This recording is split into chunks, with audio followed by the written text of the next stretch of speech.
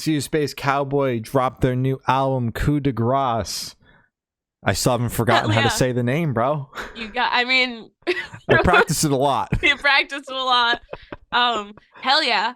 We actually spoke to Connie from SeeYouSpaceCowboy. That was a big deal for I think both of us. So Yeah. that was really cool to actually be able to do. You could go check that out. It came out last week, I believe. On Last album release day. Friday.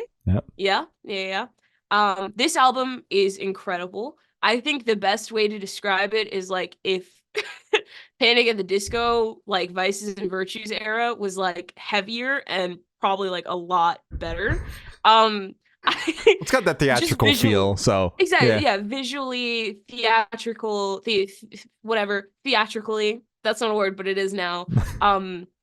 Genuinely, start to finish, this album is fucking incredible. I like that they have kind of a voiceover, a person who's guiding you through it. I have narrator. I have a narrator throughout the entire thing. I like that they have a story. I think it's just so good and it's so fun to listen to. It's like theater kids have that edge now, and it's like, yeah, no, I fucking play Matilda, but like I listen to hard shit too.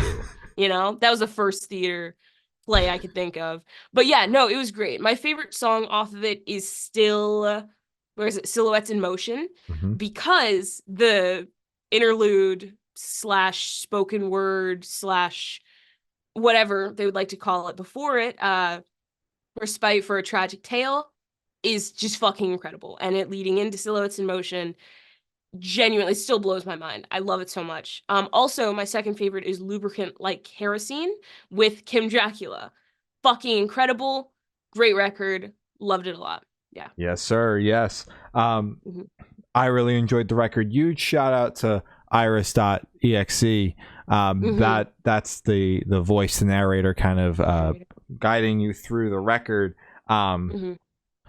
I really enjoyed this record. It blew me the fuck away. The first time I heard it, I got fucking goosebumps. I like, you know, because Allow Us to Set the Scene starts with the spoken word and then turns into a song at the end of it, and like that transition when you know that the song is starting. The first time I heard that, I got fucking goosebumps. I was like, there ain't no way.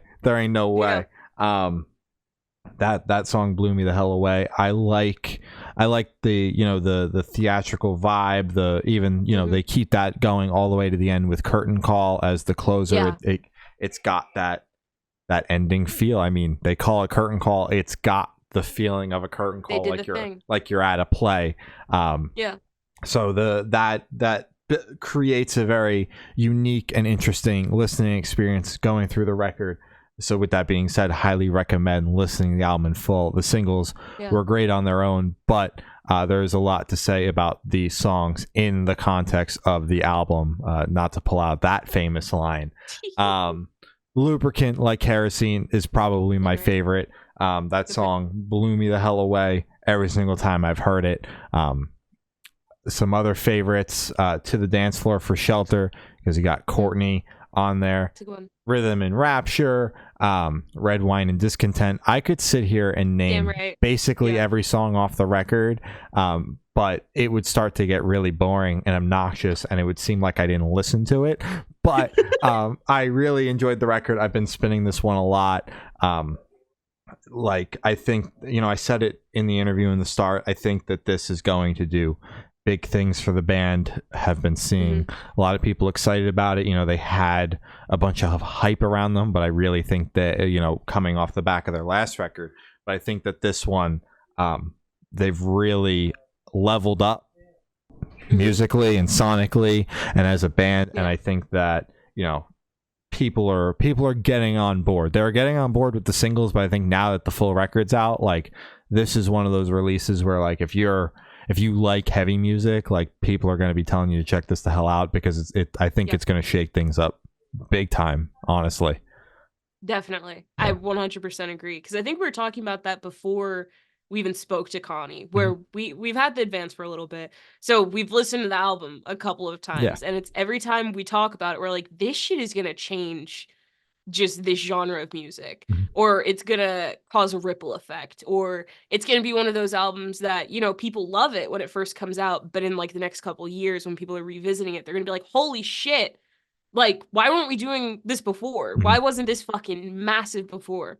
So whether it's today or in like fucking 2-3 years, this album will get its well-deserved flowers for Yeah. sure. It's gonna become like a fucking staple, I think. Yeah. It's an incredibly sick album. So stoked on it, and stoked to see, you know, what happens with the band, where this takes them. Hoping to catch them live off this album cycle, because I still haven't seen them yet. But now I'm like I've been on the train for a while. Like, we've been following for a long time. We covered the last record, but now I'm like, I'm on the train. I'm with everybody. I'm on the hype train. I'm aboard. Hell yeah. Choo choo. And I want to see where this goes. Hopefully catch them live now that I'm like really, you know, into the band. So stoked on that, and check out our interview with Connie.